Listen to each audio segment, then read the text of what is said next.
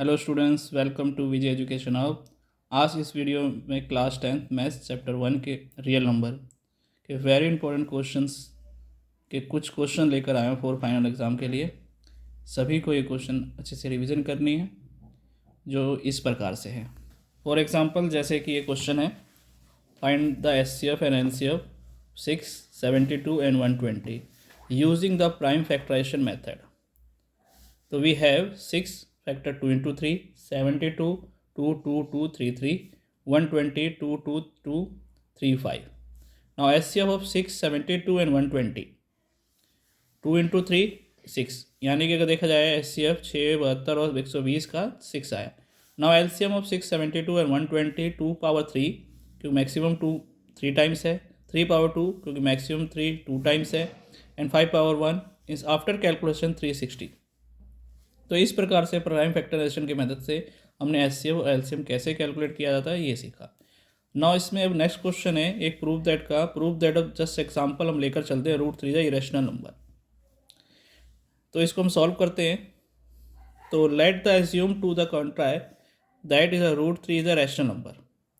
जैसे कि सभी पता है we can the find integers A और बी दो इंटीजर मानते हैं और बी इक्वल नहीं है 0 के, पॉसिबल ही नहीं होता। Such that to √3 a upon b after cross multiply a equal √3. Suppose a and b have a common factor other than 1. Now common factor, and assume that a and b is a co-prime number. a equal √3b. Now squaring both side, a square b square √3 से root हट गया। तो हमने एक we can the right also another integer number c a equal 3c लेकर चलते हैं, जिसमें हम इसको वैल्यू रखते हैं एक ही जगह पे 3c square equal 3b square. After calculation हमारे पास आता है b square equal 3c square, यानी b का स्क्वायर हटाते हैं तो √3c आ जाता है। तो जिस सब देख रहे हैं कि a बराबर b√3 है तो b बराबर √3c है, ऐसे ही चलता रहेगा कंटिन्यू।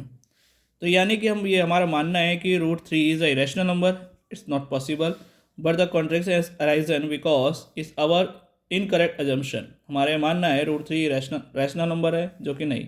तो we conclude that √3 is a irrational number. हमारा क्लियर होता है कि √3 क्या है, एक इरेशनल नंबर है। आई थिंक सो ये क्वेश्चन भी सभी को समझ में आया होगा। नेक्स्ट क्वेश्चन और लेकर चलते हैं। जैसे एक फॉर एग्जांपल एक क्वेश्चन और है, prove that 3 + 2√5 is a irrational number.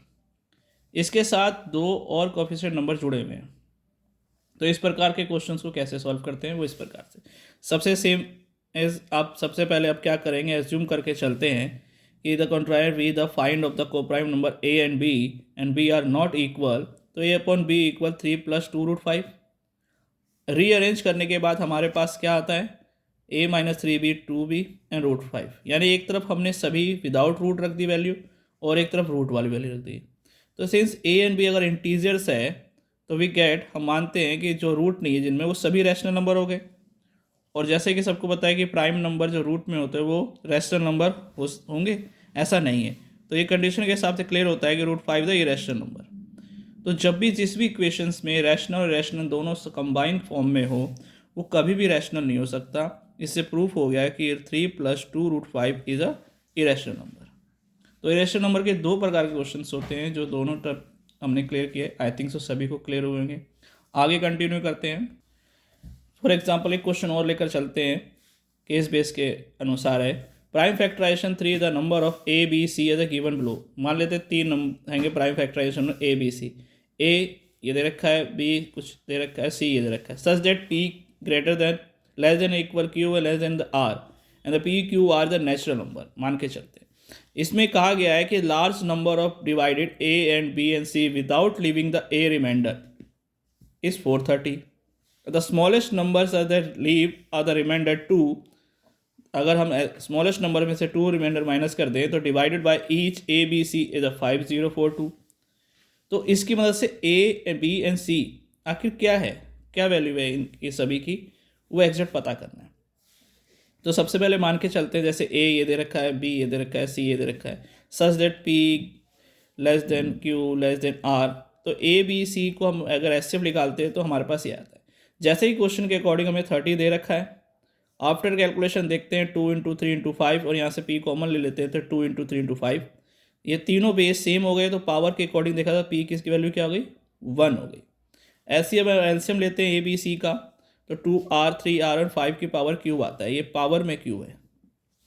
5042 minus में 2, क्योंकि इसमें बोला है कि स्मॉलेस्ट नंबर में से रिमाइंडर 2 माइनस करना है, तो यहाँ 2 और 3 में r पावर है, कॉमन ले लिया यहाँ 5 की पावर क्यूब।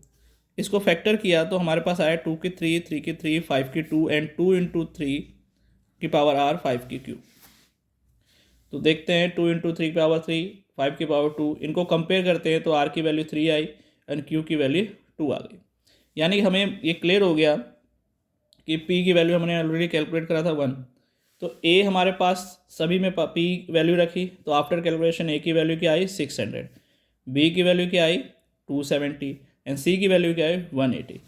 तो इस प्रकार से कुछ इंपॉर्टेंट क्वेश्चन, कुछ टाइप के इंपॉर्टेंट क्वेश्चन लेकर आए हैं जो बोर्ड एग्जाम में पूछे जा सकते हैं। इस all the best for board exam. सभी बच्चों को ये क्वेश्चन अगर अच्छे से समझ में आया हो तो चैनल को ज़्यादा से लाइक करें, सब्सक्राइब करें, शेयर करें, ताकि अधिकतर बच्चों को हेल्प हो सके। नाउ नेक्स्ट वीडियो के साथ नेक्स्ट किसी चैप्टर के और कुछ इंपॉर्टेंट क्वेश्चन लेकर आएंगे। जब तक ले सभी को ऑल द बेस्ट।